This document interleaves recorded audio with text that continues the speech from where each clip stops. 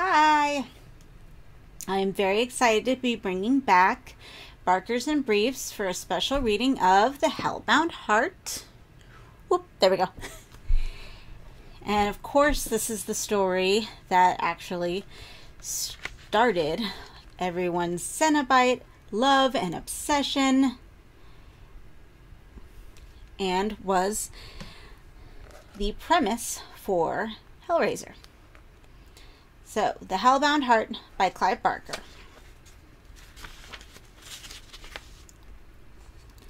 I long to talk with some old lover's ghost who died before the god of love was born. John Donne, Love's Deity. The Hellbound Heart. 1. So intent was Frank upon solving the puzzle of Le Marchand's box that he didn't hear the great bell begin to ring. The device had been constructed by a master craftsman, and the riddle was this, that though he'd been told the box contained wonders, there simply seemed to be no way into it. No clue on any of its 6 black lacquered faces as to the whereabouts of the pressure points that would disengage one piece of this 3-dimensional jigsaw from another. Frank had seen similar puzzles, mostly in Hong Kong, products of the Chinese taste for making metaphysics of hardwood, but to the acuity and technical genius of the Chinese, the Frenchman had brought a perverse logic that was entirely his own. If there was a system to the puzzle, Frank had failed to find it. Only after several hours of trial and error did a chance juxtaposition of thumbs, middle, and last fingers bear fruit, an almost imperceptible click, and then victory. A segment of the box slid out from beside its neighbors. There were 2 revelations. The first, that the interior surfaces were brilliantly polished. Frank's reflection, distorted, fragmented, skated across the lacquer. The second, that Le Marchand, who had been in his time a maker of singing birds, had constructed the box so that opening it tripped a musical mechanism, which began to tinkle a short rondo of sublime banality. Encouraged by his success, Frank proceeded to work on the box feverishly, quickly finding fresh alignments of fluted slot and oiled peg, which in their turn revealed further intricacies. And with each solution, each new half-twist or pull, a further melodic element was brought into play, the tune counterpointed and developed until the initial caprice was all but lost in ornamentation. At some point in his labors, the bell had begun to ring, a steady, somber tolling. He had not heard, at least not consciously. But when the puzzle was almost finished, the mirrored innards of the box unknotted, he became aware that his stomach churned so violently at the sound of the bell it might have been ringing half a lifetime. He looked up from his work. For a few moments he supposed the noise to be coming from somewhere in the street outside, but he rapidly dismissed that notion. It had been almost midnight before he'd begun to work at the birdmaker's box. Several hours had gone by, hours he would not have remembered passing but for the evidence of his watch. Since then, there was no church in the city, however desperate for adherents, that would ring a summoning bell at such an hour. No. The sound was coming from somewhere much more distant, through the very door, as yet invisible, that Le Marchand's miraculous box had been constructed to open. Everything that Kircher, who had sold him the box, had promised of it was true. He was on the threshold of a new world, a province infinitely far from the room in which he sat. Infinitely far, yet now suddenly near. The thought had made his breath quick. He had anticipated this moment so keenly, planned with every wit he possessed his rendering of the veil. In moments they would be here, the ones Kircher had called the Cenobites, theologians of the Order of the Gash, summoned from their experiments in the higher reaches of pleasure to bring their ageless heads into a world of rain and failure. He had worked ceaselessly in the preceding week to prepare the room for them. The bare boards had been meticulously scrubbed and strewn with petals. Upon the west wall he had set up a kind of altar to them, decorated with the kind of placatory offerings Kircher had assured him would nurture their good offices. Bones, bonbons, needles. A jug of his urine, the product of 7 days' collection, stood on the left of the altar, should they require some spontaneous gesture of self-defilement. On the right, a plate of doves' heads, which Kircher had also advised him to have on hand. He had left no part of the invocation ritual unobserved. No cardinal, eager for the fisherman's shoes, could have been more diligent. But now, as the sound of the bell became louder, drowning out the music box, he was afraid. Too late, he murmured to himself, hoping to quell his rising fear. Le Marchand's device was undone. The final trick had been turned. There was no time left for prevarication or regret. Besides, hadn't he risked both life and sanity to make this unveiling possible? The doorway was even now opening to pleasures no more than a handful of humans had ever known existed, much less tasted. Pleasures which would redefine the parameters of sensation, which would release him from the dull round of desire, seduction, and disappointment that had dogged him from late adolescence. He would be transformed by that knowledge, wouldn't he? No man could experience the profundity of such feeling and remain unchanged. The bare bulb in the middle of the room dimmed and brightened and dimmed again. It had taken on the rhythm of the bell, burning its hottest on each chime. In the trouse between the chimes, the darkness in the room became utter. It was as if the world he had occupied for 29 years had ceased to exist. Then the bell would sound again, and the bulb burned so brightly it might never have faltered, and for the few precious seconds he was standing in a familiar place, with a door that led out and down and into the street, and a window through which he had but the will or strength to tear the blinds back, he might glimpse a rumor of morning. With each peal, the bulb's light was becoming more revelatory. By it he saw the east wall flayed, saw the brick momentarily lose solidity and blow away, saw in that same instant the place beyond the room from which the bell's din was issuing. A world of birds, was it? Vast black birds caught in a perpetual tempest? That was all the sense he could make of the province from which even now the hierophants were coming, that it was in confusion and full of brittle, broken things that rose and fell and filled the dark air with their fright. And then the wall was solid again, and the bell fell silent. The bulb flickered out. This time it went without a hope of rekindling. He stood in the darkness and said nothing. Even if he could remember the words of welcome he had prepared, his tongue would not have spoken them. It was playing dead in his mouth. And then light. It came from them, from the quartet of Cenobites, who now, with the wall sealed behind them, occupied the room. A fitful phosphorescence, like the glow of deep-sea fishes, blue, cold, charmless. It struck Frank that he had never once wondered what they would look like. His imagination, though fertile when it came to trickery and theft, was impoverished in other regards. The skill to picture these eminences was beyond him, so he had not even tried. Why, then, was he so distressed to set eyes upon them? Was it the scars that covered every inch of their bodies, the flesh cosmetically punctured and sliced and infibulated, then dusted down with ash? Was it the smell of vanilla they brought with them, the sweetness of which did little to disguise the stench beneath? Or was it, as the light grew and he scanned them more closely, he saw nothing of joy or even humanity in their maimed faces, only desperation and an appetite that made his bowels ache to be voided? "What city is this?" one of the four inquired. Frank had difficulty guessing the speaker's gender with any certainty. Its clothes, some of which were sewn to and through its skin, hid its private parts, and there was nothing in the dregs of his voice or in its wilfully disfigured features that offered the least clue. When it spoke, the hooks that transfixed the flaps of its eyes and were wed by an intricate system of chains passed through flesh and bone alike to similar hooks through the lower lip, were teased by the motion, exposing the glistening meat underneath. "I asked you a question," it said. Frank made no reply. The name of this city was the last thing on his mind. "Do you understand?" the figure beside the first speaker demanded. Its voice, unlike that of its companion, was light and breathy, the voice of an excited girl. Every inch of its head had been tattooed with an intricate grid, and at every intersection of horizontal and vertical axes, a jeweled pin driven through to the bone. Its tongue was similarly decorated. "Do you even know who we are?" it asked. "Yes," Frank said at last. "I know." Of course he knew. He and Kircher had spent long nights talking of hints gleaned from the diaries of Bolingbroke and Guise de Rais. All that mankind knew of the Order of the Gash he knew. And yet he had expected something different.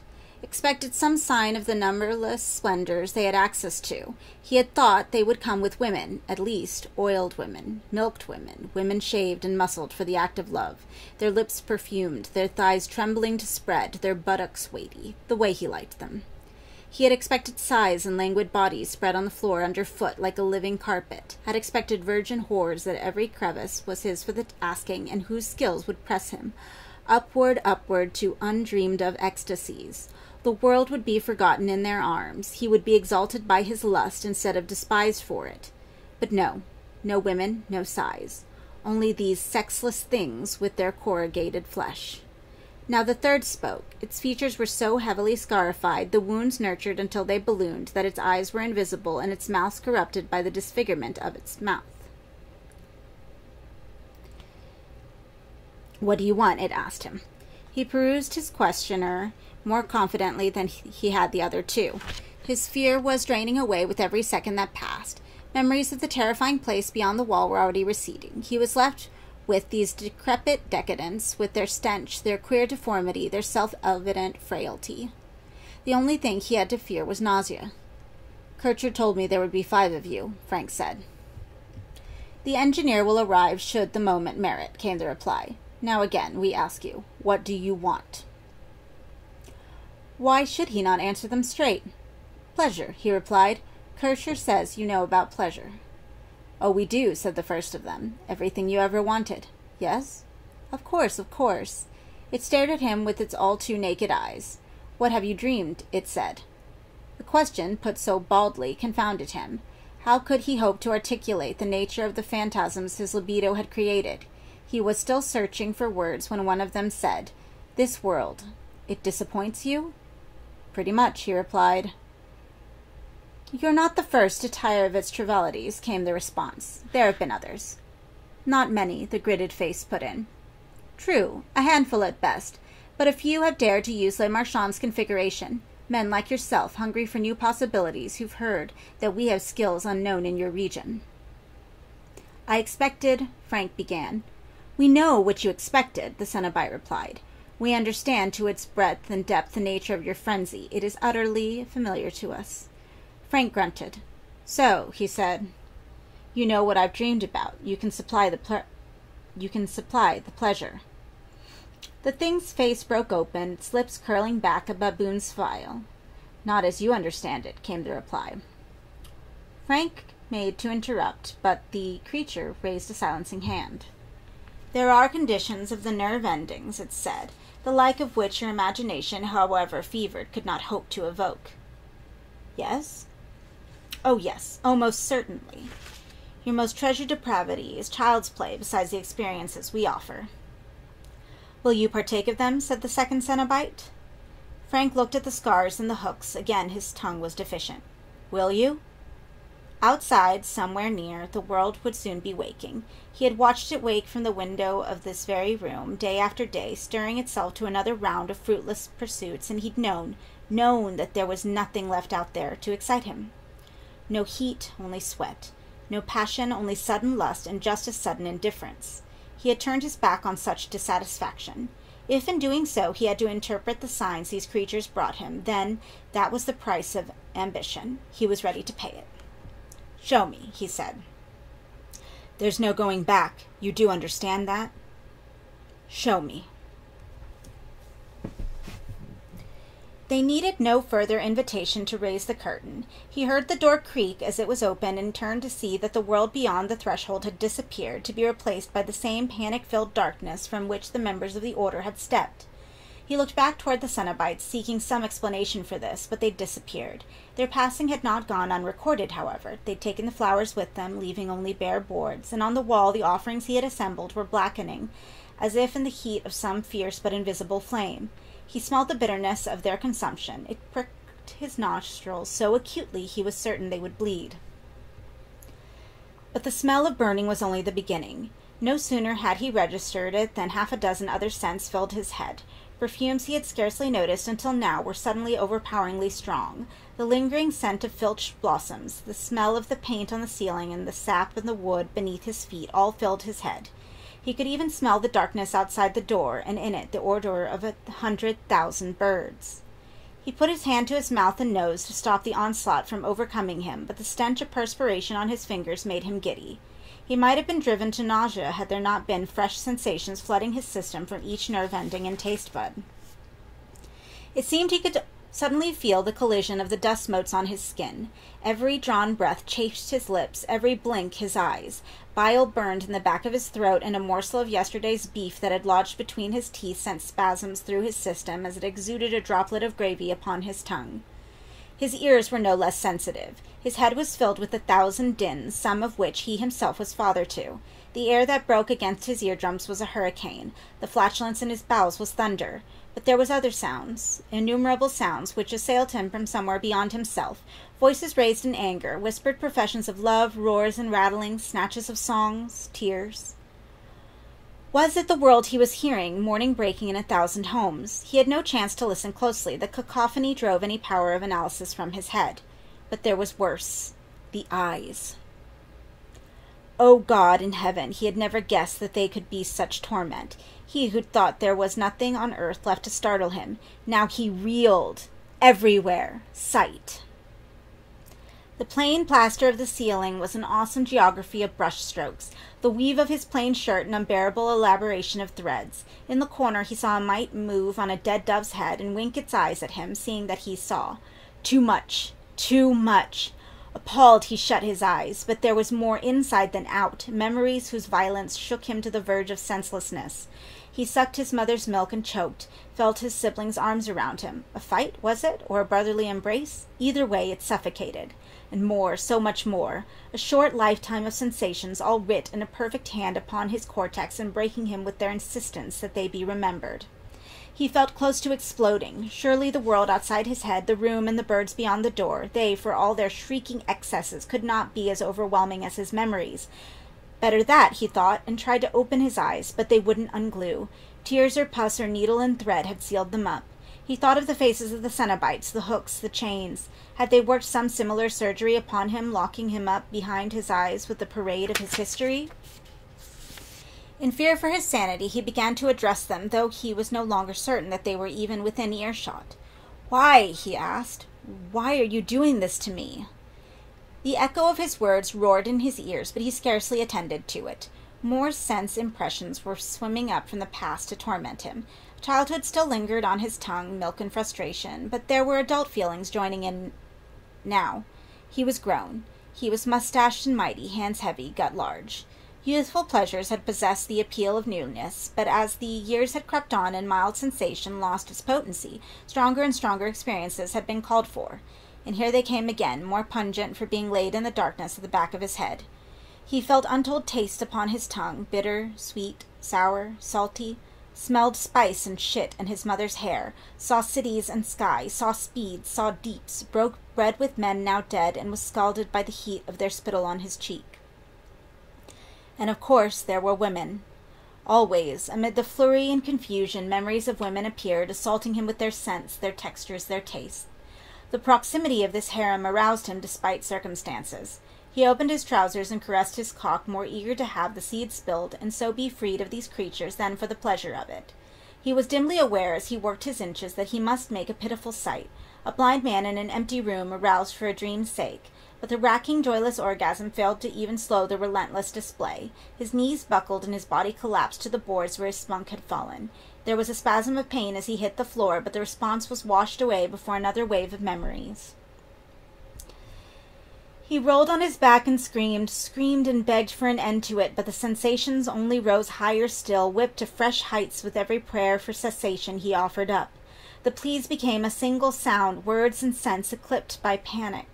It seemed there was no end to this but madness, no hope but to be lost to hope. As he formulated his last despairing thought, the torment stopped. All at once, all of it. Gone, sight, sound, touch, taste, smell. He was abruptly bereft of them all. There were seconds then when he doubted his very existence. 2 heartbeats. 3. 4. On the 5th beat he opened his eyes. The room was empty, the doves and the piss-pot gone. The door was closed. Gingerly he sat up. His limbs were tingling, his head, wrist, and bladder ached. And then a movement at the other end of the room drew his attention. Where, 2 moments before, there had been an empty space, there was now a figure. It was the fourth Cenobite, the one that had never spoken nor shown its face. Not it, he now saw, but she.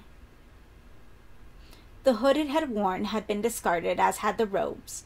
The woman beneath was gray yet gleaming, her lips bloody, her legs parted so that the elaborate scarification of her pubis was displayed. She sat on a pile of rotting human heads and smiled in welcome. The collision of sensuality and death appalled him. Could he have any doubt that she had personally dispatched these victims? Their rot was beneath her nails, and their tongues, 20 or more, lay out in ranks on her oiled thighs as if awaiting entrance. Nor did he doubt that the brains now seeping from their ears and nostrils had been driven to insanity before a blow or kiss had stopped their hearts. Kircher had lied to him. Either that or he'd been horribly deceived.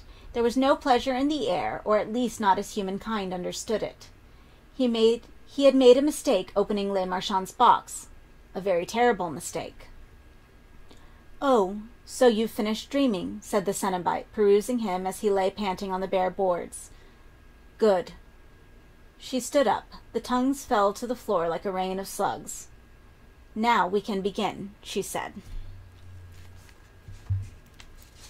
And that is chapter 1 of the Hellbound Heart. Yeah, that's how it opens. I love him so much. He just goes for it. And that is why I'm such a big fan. I love it when people just go for it. So next week we will continue reading on to chapter 2.